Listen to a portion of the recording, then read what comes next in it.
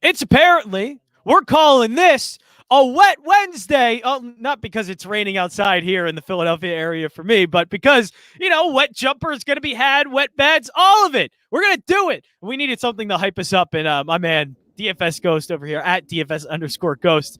He got me all hyped up. He's like, look, you got to name a Wednesday. Like everything else has a name. Thirsty Thursday. What is it? Friday. I don't know. Friday beers, whatever it may be. Fridays are iconic. Fajita Fridays are like, if you're not in the kitchen, right? And it's kind of like, I would say right after lock, but like realistically it's NBA. So like you have to be making adjustments like right up until the last game. But still right after lock, you got to be in the kitchen, a ginormous nice pan and a nice fajita going. Ooh. Man. Extra guac on there. Fajita Fridays is absolutely iconic. Oh, that tuna packet I had for dinner. I don't think it's gonna do. I think I need a fajita. I think I need a fajita from you. I don't want to wait till Friday for that one. All right, so we're gonna get right into this slate. It's a 10-game slate, but as we were talking before, you really love a couple matchups here, and you said you're pretty locked in on a few of them. So I'll start first off the one that you wanted right away. Portland and Detroit. Now, it's been a little, I think, adjustment for Damian Lillard and CJ McCollum as he's been back now for the first 5 games from injury. But what have you seen from this game that you like? Because you said this is the one that you're for the first early games that you're really locked in on. Yeah, so Portland ranks 29th in the NBA in defense. The only team that's worse than them is none other than the Sacramento Kings, who we'll talk about in a little bit. I pick on Sacramento any single time they're on an NBA slate, no matter how weak their opponent's offense is. Just Sacramento just can't play defense, and Luke Walton can't coach his way out of a paper bag. So I'm going to keep on picking on that Sacramento defense. But after that, it's none other than these Portland Trailblazers. You pair that with the fact that the Detroit Pistons cover the spread at the 8th highest rate in the entire NBA. So when we're talking about DFS, we're talking about betting. The two coincide really, really well. And when you're talking about a game that has a 7.5 spread up until 8, even 8.5 points on certain books, I'm not playing this one from a betting angle, but when we're talking about a Detroit Pistons team that essentially has nothing to play for, despite being last place in the Eastern Conference and pretty much the worst team in the entire NBA right now, it doesn't matter because they're keeping games close. They end up beating teams like my Toronto Raptors. They end up upsetting some guys where, that's pretty easy nowadays, though. No offense. Yeah, like nowadays, as long as you have somebody that's like over like 5'5" who could play the inside, you're going to score on Toronto at will. So like at this point, it's like, you know what? Detroit is not only covering these games, they're winning some of them. I think they give Portland a bit of a hard time tonight. You know what? Is Portland going to cover? Is Detroit going to cover? I don't really care. It's just more so the fact that I want Detroit to stay in this game long enough for my place to end up paying off. And you know what? I'm not spending money on Jeremy Grant. I'm not spending money on Mason Plumlee. Detroit knows exactly what they have in these two guys. They're going to want to rotate in 3 main players that I'm looking at tonight, 2 of which at the guard position in Hamidou Diallo, Saben Lee, and of course, young center Isaiah Stewart. So in recent run, Isaiah Stewart has actually been getting 25 plus minutes, actually playing just over 30 in his last game, where Mason Plumlee's under 20 minutes in the past couple here. So, you know what? They know exactly what they have in Mason Plumlee. They know exactly what they have in Jeremy Grant. They need to know what they have in these young guys in order to move this rebuilding roster forward, right? So at 4,200 for Isaiah Stewart, 4,300 for Saben Lee, you're getting 2 guys that Saben Lee's likely going to start. If he doesn't, it's really no big deal because even though Isaiah Stewart doesn't start, both these guys are going to play 25 plus minutes tonight. And then, of course, you have Hamidou Diallo coming over in that OKC trade where, you know what, this guy can absolutely slash to the rim at will. He's fast. He's young. He's got it going on in his game right now this season. He was playing well in OKC. I was a little surprised that they ended up shipping him out of town. But these are 3 guys that I'm looking to attack this 29th ranked Portland defense. And on the other side, we're playing the angle that Detroit ends up keeping this game close. You don't have to overthink it. It's Damian Lillard. It's CJ McCollum. That's it. I don't want to play anything with the musical chairs in the front court with Robert Covington and Nurkic is back in the fold, but he's still on a hard minutes restriction between 20 and 25 minutes. You saw Enes Kanter coming off the bench and producing. I don't want to play carousel with their front court. I'm looking at the main 2 guys here. It's been like this for a countless amount of years now for Portland. It starts and ends with this backcourt right here. I give the slight advantage to CJ McCollum with the $1,500 discount. He's been balling out lately. He's taking a ton of shots. And you know what? He's looking like the CJ McCollum that we saw in the first couple of weeks of the season where, you know what? He was a consensus top 10 player in the NBA. So at $8,000, CJ McCollum would be my main pick there. but I'm definitely not going to hurt you if you end up saying, you know what, let's go Dame Dalla over CJ McCollum. It's definitely not going to hurt your lineups. You know what I mean? So either one of them is good to go. Right now, I'm leaning CJ because of that pricing discount. And then 2 out of the 3, Saban Lee, Hamidou Diallo, and Isaiah Stewart. That's likely where I'm starting my lineups tonight. Yeah, and I think the minutes per game you need to look at for the last game, it's pretty telling. Saban Lee's 26 minutes in his last game, and then also Isaiah Stewart 29. So they are getting the minutes. Real quick, what have you seen with Damian Lillard, CJ McCollum back on the court? A lot of people thought because it was a Damian Lillard show. Has there been regression? Like, what have we seen with them two? I think the concern is, can they both? We've obviously seen CJ McCollum. When he was playing, he was getting a lot more volume, and he was actually scoring more than Damian Lillard. What have you seen so far with him back for the first 5 games? So it's mostly from watching the games. I ended up tuning in to the past 2 Portland games, and you know what? It's mostly the fact that both these guys are going to take 20+ shots tonight.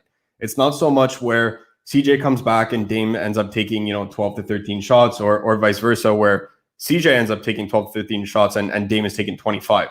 Both these guys pretty much combined for 40 field goal attempts. The lowest I'll probably predict is maybe 17 to 18 for one of them and 22 to 23 for the other. But what really, really impressed me with CJ's game is just his assist rate.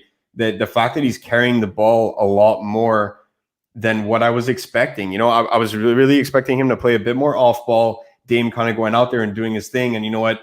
Instead of kicking it out to Carmelo Anthony or Anthony Simmons or any one of these knockdown shooters that they had. Gary Trent at the time now flipped for Norman Powell. Of course, as a Toronto Raptors fan, I was sad to see Norm go over to Portland, but you know what? I'm happy that he fits well in that offense. He's now, I really thought he'd be kicking it out to CJ and CJ be knocking down those shots, but it really wasn't that the past couple games. CJ's assist rate has been quite high and he's handling the ball at a pretty strong rate. So, you know what? For me, it's more so where I'm looking at similar volume. I'll take Dame any day in an offensive matchup. And if these two guys played one-on-one, I would definitely take Dame, no doubt about it. But when we're talking about similar volumes, similar assist rates, similar usage rates, they're pretty much playing a very similar style of play. I'll gladly take the $1,500 discount there. And considering the amount of point guards that I want to play, the fact that CJ ends up being shooting guard eligible is just the cherry on top for me.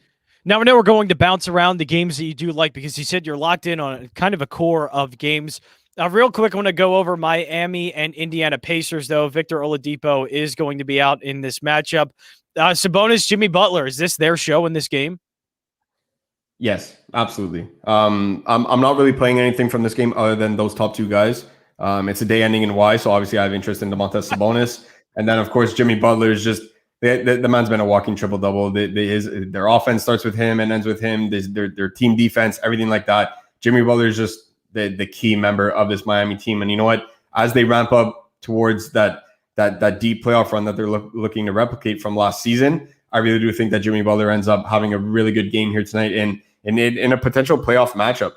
Indiana could definitely make some waves if they end up squeaking in there as an 8, 7, maybe even a 6 seed. The East from 5 to 10 to 11, it is really wide open right now. So although both these teams rank 8th and 9th in the East, they could easily finish 4 and 5 right now. So it's a potential playoff preview right here between Miami and Indiana. It's going to be a very competitive game.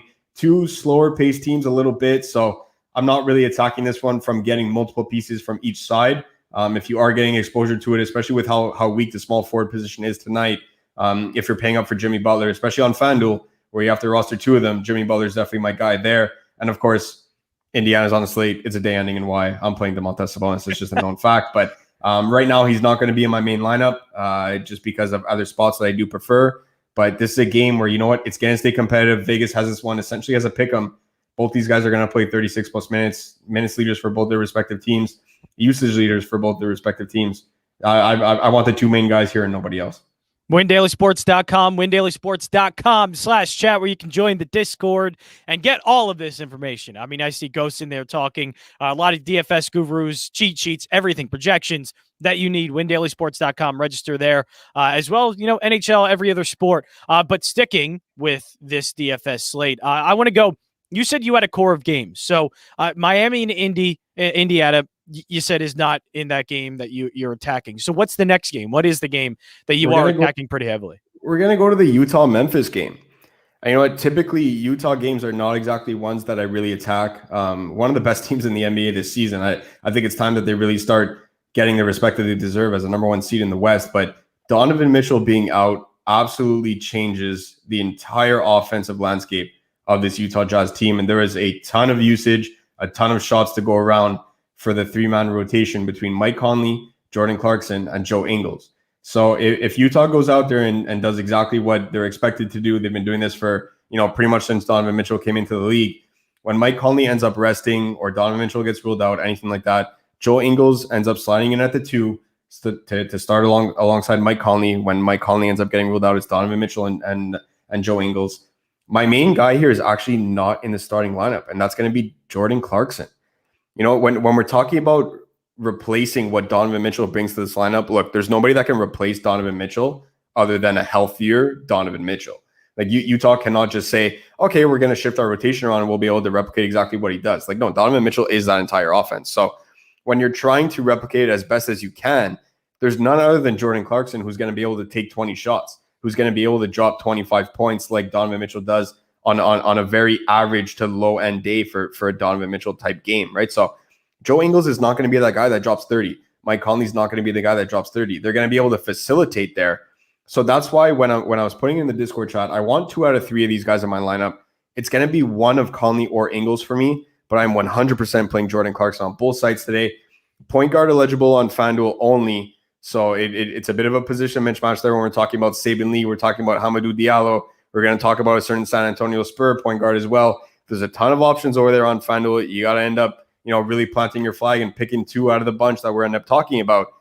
But on DraftKings, it's really, really easy to end up sliding in Jordan Clarkson into that shooting guard spot or guard spot, depending on if you have a shooting guard that ends up starting earlier. Obviously, you want to always backload your lineups where, if you're playing somebody in that 7 o'clock game, say CJ McCollum, you want him in your shooting guard spot, Jordan Clarkson in your guard spot, just in case anything happens before tip-off in Utah. You end up giving yourself some extra flexibility. But when we're talking about replacing Donovan Mitchell in that lineup, it's not Mike Conley, it's not Joe Ingles, it's going to be Jordan Clarkson that takes over the larger scoring role. And that's exactly what I want in a game against a high-flying Memphis team who's really suffering an identity crisis right now. They don't know what's going on over there. Ja's playing really fast. He's going to turn over the ball a ton. Jordan Clarkson buckets in transition. 15-plus shots for Jordan Clarkson tonight. I absolutely love the spot for him. Now, what does Donovan Mitchell do for a guy like Rudy Gobert, though? I mean, Jordan Clarkson definitely makes sense, and he's the guy stepping up. But the next highest option here for Utah is Rudy Gobert. But, I mean, somewhat of a tough matchup in Jonas Valanciunas. So, Rudy Gobert, is he somewhat higher now or lower because of Donovan Mitchell out and because of the matchup? Where does Rudy Gobert fit in all of this? I think because you see Donovan Mitchell out, and then all of a sudden you think, okay, next player will be Rudy Gobert. But is that the case? It's a bit of a situational answer in the sense that I'll say that he gets a bump when Jordan Clarkson is not on the court. And my main concern here is that Jordan Clarkson is likely going to get between 28 and 32 minutes, if not even more, if this game ends up staying tighter than it's supposed to be. But the main benefit that Rudy Gobert has when Donovan Mitchell is out there is that you have to respect Donovan Mitchell's game outside. Teams are not going to be scared of Mike Conley or Joe Ingles on the outside. Can Joe Ingles bang home threes? Yeah, absolutely. He could hit 4, 5, 6 threes in a game. Like he has the ability to knock down his mid-range jumper. He has the ability to knock down one behind the arc. Same thing with Mike Conley, just to a bit of a lesser extent than Joe Ingles. But when Donovan Mitchell is out there floating around the perimeter, you end up giving him a bit of space, not enough where, he could pull up right in your face, but you have to give him a bit more because he could slash to the hoop in half of a second with how fast he ends up taking that first step, right? So there's no way to replace that aspect in Donovan Mitchell other than Jordan Clarkson. Jordan Clarkson's going to be able to knock down the three. He's not as fast as Donovan Mitchell, but pretty close to it, where he's going to be able to get to the rim with ease.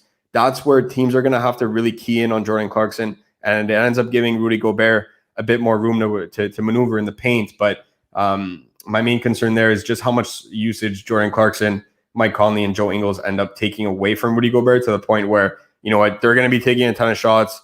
Rudy Gobert is going to likely average over. He's probably going to get 12 to 14 rebounds tonight. It's a matchup where he's going to be able to dominate Joval on the glass. But from a scoring perspective, it's more that guard trio that really interests me.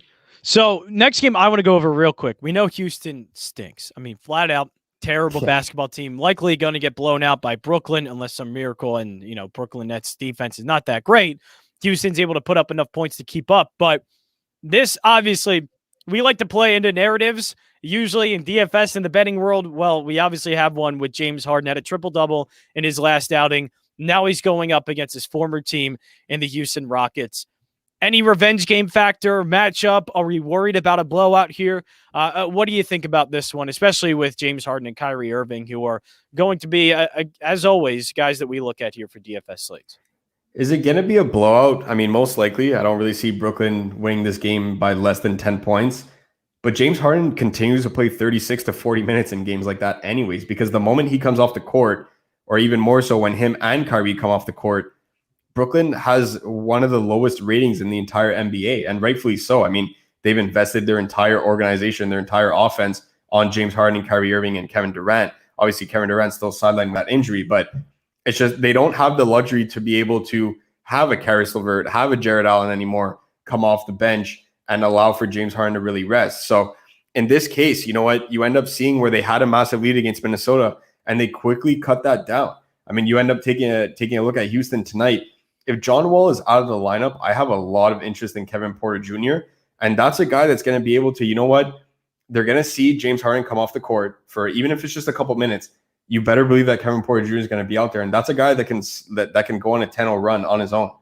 You know, Brooklyn's offense is maybe 1/10 of what it is when James Harden is on the court, let alone when James Harden and Kyrie Irving are on the court together. So that being said, I really have a ton of interest in James Harden tonight. Based on position eligibility, there's a ton of value at guard tonight, so I don't think he's going to come in as high owned as he's supposed to be.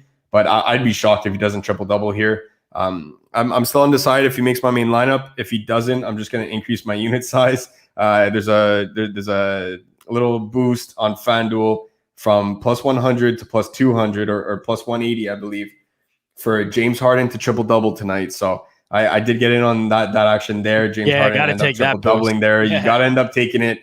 They're giving us a freebie. Leading rebounder for the team. His assist prop is set at 12.5. Leads the NBA in assists. And you know that James Harden is never going to score under 10 points in a game. There's just no chance that happens. So James Harden a triple-double tonight, plus 180 or plus 200. Don't quote me on the exact number. It's somewhere in that range for James Harden triple-double tonight on FanDuel Sportsbook. I do like that. I would like to get him in my main lineup. He's going to be in my main lineup on FanDuel because he is a shooting guard over there, not a point guard. But with DraftKings making the move over to point guard, it kind of ends up being that Dame versus CJ situation where I favor CJ because of the shooting guard eligibility. I'm not sure if I'm going to be able to get James Harden in at that point guard spot. Depends if other value opens up, but it's NBA DFS. We're just over an hour before tip-off. We know the value is going to be there, and I will likely have James Harden in my main lineup. Yeah, and the discussion doesn't stop after the stream all the way up until tip-off, which is about an hour, and when lineups lock. WinDailySports.com/chat is where you can join the Discord. Ghost will be in there. Everybody will be talking about the DFS slate. Always great to go in there. Last-minute adjustments to your lineups, last-minute injury reports that come out. All of it, WinDailySports.com/chat, WinDailySports.com as well. You can check out Major League Baseball, NHL, all of it over at Win Daily Sports. All right, you again had a couple of core games. We've gone through Portland, Detroit. We've gone through Utah and Memphis. Next one up is? We're going to go to the later games here a little bit. And we're going to go to Milwaukee, LA. Nice. So this one, there's not a lot to talk about, but I am going to have exposure to this one. Andre Drummond making his Lakers debut. Some people are worried about his minutes. I'm not worried at all. This is exactly why they brought him in. And you know what? While I'm more concerned about his role when Anthony Davis and LeBron James return, neither one of them are in the lineup tonight. Who's taking shots away from Andre Drummond? Kyle Kuzma? Horton Tucker? KCP? That's worked really well for the Lakers in the past week. You know what I mean? Like they're quickly falling down the standings. They need Andre Drummond to go out there and have a 20-20 game.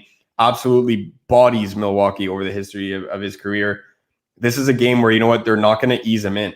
He's been working out a ton. He's going out there and he's going to be able to do his thing. So you know what I mean? They're going to want to see what they have in Andre Drummond. At 7,800, he's certainly in play. Is he going to make my main lineup tonight? Look, I really do favor Isaiah Stewart at the center position. Whether I go double center or not really depends on the plethora of guards that are going to be able to slide into my lineup. So, but Andre Drummond there makes quite the case to end up going double center. And of course, our good friend Cian Jad over at Win Daily Sports, Mr. Drummond for the win. I definitely love that. over on FanDuel, if you don't play Andre Drummond tonight, I cannot trust you. Like, the man's sitting there at $5,000. $5,000, Andre Drummond. Every other slate, he's $10,000. 2 + 2, do the math, guys. Like, he's $5,000 on FanDuel. I don't care if he's 70, 80, 90% owned. You have to play him. Like, you just have to play Andre Drummond. It doesn't make sense not to. Don't get cute with it. Just play him. You got to. There's two guys that no matter what happens here in the next 70 minutes up until lock, I'm playing Jordan Clarkson. I'm playing Andre Drummond on FanDuel. There's absolutely no reason not to. I said that, I believe it was at like 10 or 11 in the morning in Discord. It still hasn't changed now. It's not going to change from now till lock. These guys are just way too underpriced, and we have to take advantage of it. Over on DraftKings, Andre Drummond is a very, very, very good option. You know what I mean? So sitting there at 7,800 really, really interests me there. And on the Milwaukee side, yeah, Sia loves my word choice. Always picking on you. Plethora is a great love word. it. I love it. So Giannis Antetokounmpo, not exactly having the ceiling games, but he's getting there. He's getting there, and he's getting the job done. This is a game where, you know what? Andre Drummond is not exactly the best defender in the league.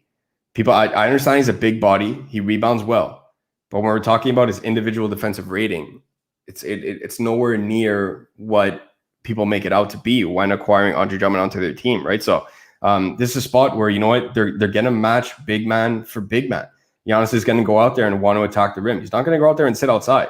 He's going to want to go out there and just play his game and attack Andre Drummond. What's a better way for Milwaukee to take away the main Laker weapon now in Andre Drummond than to have Giannis Antetokounmpo get him into foul trouble? So this is a spot where, you know what, with everybody possibly prioritizing James Harden, they're going to prioritize Luka Doncic is still on the slate. I'm not playing that Dallas versus Boston game, but anytime Luka's on a slate, you're going to have interest there. There's Jason Tatum to play. There's Jimmy Butler to play. There's Vooch to play. There's so many good studs on this slate where, you know what, I'll gladly take the ownership discount on Giannis at a very, very thin power forward position. And you know what, I might pay all the way up there. It's still something that I'm deciding leading up till tip here, but Giannis is certainly in play there. Am I playing anybody else from this game? Absolutely not. But I want to talk about it just because Andre Drummond's making his debut. You got to lock him in on FanDuel, and he is definitely in my player pool for DraftKings. And Giannis is somebody that, you know what, as we monitor ownership over in Discord, windowsports.com/chat, make sure you guys come and join for 7 free days. Ownership discussions are in there. If the leverage is there for me to play Giannis and pay up all the way 10.5 at the power forward position, then I'll gladly do so. Yeah, one player I do want to talk about, because this leads into two players. It's Kyle Kuzma and Fred VanVleet. We're getting the volume, and we like volume in DFS. We like volume in terms of player props, because volume means they have the opportunities, if they do end up playing well, to hit some enormous number. Kyle Kuzma has had that. Now, does he maybe dip down a little bit? I know three-point shooting isn't Andre Drummond's thing, but still, maybe go a little bit more through Andre Drummond, which takes away from Kyle Kuzma. Fred VanVleet has also had high volume. Any interest in those guys? I look at those numbers and see the amount of shots they're taking, and if they're ending up hitting these shots, then it's going to be a big, big hit. But unfortunately, you can't really trust them to do that, right? Yeah, exactly. And I mean, I'd probably have the time to drive from Montreal all the way to Philadelphia before Andre Drummond or Dwight Howard hit a three-pointer. So hey, Dwight Howard, I've seen him hit a three this season. All right, he can do it. It's crazy. So, like, you know what, Andre Drummond definitely not a three-point specialist. Probably won't even attempt one tonight. But does he take away a little bit of the volume from Kuzma because it might go more inside with him? He does, absolutely. And the main thing there is that with the Lakers end up shifting towards, you know, a smaller lineup because of that lack of an interior presence, Andre Drummond ends up bringing that right back, but they're not going to take Kuzma out of the starting lineup. So it kind of ends up getting a little tight out there in the paint for Kuzma. Limited rebounding opportunities now that Drummond's there. The shots are going to end up coming down a little bit because they're going to want to get those easy buckets compared to Kyle Kuzma taking a bunch of shots. So I'm not really interested in Kyle Kuzma.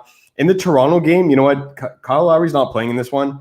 You could play Fred, you could play Pascal, you could play OG. Like those are the three guys that when any one of those core four guys are out in Lowry, Anunoby, Siakam, and VanVleet, you could get exposure to the other three. My main concern here is that, like, we're not even going to talk about the competitiveness of this game because, yes, Vegas has it as a 9.5 spread, but it's Toronto. They've had a 14-point spread against the Pistons, and they've lost. Like, this is coming from a Raptors fan. They could easily lose this game tonight. my main concern is that this game isn't an elite game environment. Like, what is the reason for Toronto or OKC to really push the pace in this one? OKC is not going to run and gun with Toronto when they clearly outmatch them on paper and in individual talent-wise, right? So, and then on the Toronto side, they're going to say, why do we have to push the pace and risk turning the ball over and making silly mistakes to end up letting OKC get back into the game, right? So for me, it's more so a game environment question, less so about a usage bump to Fred, Siakam, and OG. If there is one that I am playing, I actually probably lean OG Anunoby. Nobody's going to play him. He's rebounding the ball ridiculously well because of no center that Toronto has throughout the entire season. He's rebounding really well. Very underappreciated 3-and-D wing out there, and he could bang home some shots. So I'm looking for a very easy points, rebounds, double-double tonight for OG Anunoby. I'm not really going to eat massive ownership on Fred VanVleet or Pascal Siakam in this game environment. So one game I do want to go to, because Zach LaVine is questionable right now, and the way Billy Donovan put it, we don't have any update yet, but basically Billy Donovan said the ankle is not great. So obviously that doesn't sound great. I mean, does that mean in this game we just go Vucevic, or where are we going here? Does that mean that does Vooch have to be in every single lineup, or do we still just not end up doing that and having to wait for what the Zach LaVine injury does end up being? I don't want to say if I'm paying up, but like if I'm going up to this 8.5, 9.5 range and not going all the way up to Harden or Giannis, I'm going Jimmy Butler and Nikola Vucevic. Like, he went out there and we were kind of having a discussion, my friends and I, saying like, what happens to Vucevic's role now that he ends up going to Chicago? And he fits this offense so seamlessly. Like, now they're able to finally run a 4-1 offense where it's just Vucevic out there on the inside on his own, and they have a ton of perimeter shooters out there. They have a ton of primary ball handlers that are going to be able to slash to the rim, with Vooch being able to support them there on the glass, right? They never really had that in Wendell Carter Jr. or any of these other guys that they played in the front court. So now Lauri Markkanen ends up stretching it out a bit more. He ends up being able to bang home a three. Vooch is just out there in the paint doing his thing, and he's having a very underrated season from the outside too. So if he ends up sharing the court with Lauri and they end up putting Lauri on the inside, well, that's okay, because Vooch is having a career year from outside. He could bang home the three himself. So I'm not really looking for LaVine to take on a big role if he ends up playing in this one. I really do think that Vooch is just going to body DeAndre Ayton down low, and they're going to attack the one mismatch that they have on their team, because Satoransky or Kobe White, who no matter who's getting the majority of the minutes there, we know Sato's going to start most likely, but even Kobe White's getting a ton of minutes. No matter who's out there versus Chris Paul, it's advantage Chris Paul. I'm taking Devin Booker over Zach LaVine. The one mismatch that they have is Vooch versus DeAndre Ayton. They're going to want to run their offense through him. So if you're looking at that 8.5 to 9.5K range, it's Vooch for me and Jimmy Butler for sure. When we're looking at competitive game environments, this is one where Jimmy Butler is going to have to play 34 to 36 minutes for them to win this game. WinDailySports.com/chat is where you can go after the stream as well. You got to register WinDailySports.com, but go to the chat, go to the Discord, and all of these guys, including Ghost, will be in there looking at your lineups. And Slater Hogan right now has the lineup on there. So, Ghost, you've seen that lineup, any improvements that he can make? Because obviously these are players that probably other people are going to be looking at. And so what do you think about the lineup for Slater Hogan? That looks really good. I mean, you're already different by paying up at point guard. A lot of people are going to end up paying down there to probably get in Giannis or Sabonis because they're worried about that power forward spot. I love Isaiah Stewart on FanDuel, especially where you get that extra point for steals and blocks. Like, this is a guy that can legitimately get 3 steals and 3 blocks in this game. So I really do like Isaiah Stewart over there on FanDuel and DraftKings obviously too. But where you get that extra point for steals and blocks, Isaiah Stewart is 100% going to be in my main lineup on FanDuel. Drummond, you just got to eat it. Clarkson, you got to eat that chalk. The shooting guard combo, let's just say it looks very familiar. The small forward combo looks very familiar. And Isaiah Roby is not somebody that's in my main lineup right now. But you know what? With all these guys out for OKC, someone's got to score other than Moses Brown. So Isaiah Roby is going to be that guy. So last one before we end up going here. Again, if you want to get on the chat, we'll be going through there all of the plays as well. So last one, low end plays for the Lakers game. See Najad asking this one, but any sneaky low end in showdown for that Lakers game for you? Yeah, we could pull up the screen and I could end up taking a look. I hadn't really looked at the showdown beforehand, but you're going to want Giannis and Drummond in your lineup 100%. When we talk about the low end plays, one of them would be Dante Di Vincenzo in that mid range. I love DV's game for these Milwaukee Bucks. It actually reminds me a lot of what Malcolm Brogdon brought to the Bucks before they ended up shipping him out of town. So he's rebounding the ball ridiculously well. He's had multiple games where he's getting double-digit rebounds, like not even close to 3, 4, 5 what his career average is. You know what I mean? Like he's grabbing a ton of rebounds, he's shooting the ball well, and he's actually handling it a lot more with Jrue Holiday playing a bit more off ball and kind of sharing that responsibility with Chris Middleton. So if there's one guy that I'm playing the mid-range, it's going to be Dante Di Vincenzo. And on the Lakers side, there's nobody that really, really entices me other than Andre Drummond. It would be more so a last man in kind of situation, but I would try and jam in. You got to get Giannis. You got to get Drummond. That's just 100%. You have to get those guys in. Considering Bobby Portis is out, one guy that I would look to on the Bucks, if we're talking specifically low end plays, it would be Pat Connaughton. When we're talking about the Bucks bench right now, it's absolutely it's just terrible. It's one of the worst in the NBA. Like I planted my flag there at the beginning of the season when they made that Jrue Holiday season trade. I stand by it right now when we're just over halfway through the season. This is one of the worst benches in the entire league. Pat Connaughton is going to be the only guy off that bench that's going to be able to contribute now that Bobby Portis isn't playing. So at one point, DV, Jrue Holiday, and Chris Middleton, one of them has to come off the court. Pat Connaughton's going to be able to be that guy. He could bang home some threes. He could get hot from deep. And you know what? He's been playing 20 plus minutes for quite some time now. Like over the past 2-3 weeks, I haven't done the math myself, but I could confidently say that, you know what, he's probably averaging over 25 minutes per game. When you're looking at showdown prices, he's not exactly going to be the most expensive guy. And if he ends up being the last man in there, I would have confidence in rolling Pat Connaughton on showdown. That's it for the Win Daily Sports Show. Man, we crushed that. 31 minutes in, and we got all the plays you need. DFS Ghost, look, he came in focused. He said, I have the plays. I know exactly what I want. And we did just that. At DFS_Ghost, at JJansen34. Again, if you want to join the Discord, have more of this conversation going on, he's going over and looking at all of these lineups, improving them, adjusting them, and of course, with the latest injuries, be reacting to that as well. Join the WinDailySports.com Discord, WinDailySports.com/chat. That's it for us. We'll be back again tomorrow, but good luck tonight, and let's see if we can get some winners here for you over WinDailySports.com.